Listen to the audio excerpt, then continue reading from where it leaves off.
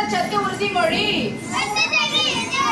இந்தியாவில் உள்ள ஒவ்வொரு தாய் மற்றும் குழந்தையும் ஊட்டச்சத்து குறைபாடு இல்லாத ஆரோக்கியமான உடல்நிலையை அடைய நான் இன்று உறுதியளிக்கிறேன். தேசிய ஊட்டச்சத்து மாதத்தில் ஊட்டச்சத்து மற்றும் ஆரோக்கியம் சம்பந்தமான கருத்துக்கள் ஒவ்வொரு வீட்டுக்கும் சென்று சேர்வதை நான் உறுதி செய்வேன். ஆரோக்கியம் என்பது தகுதிவித சத்தான உணவு, தூய்மையான குடிநீர், சுகாதாரம், சரியான தாய்மை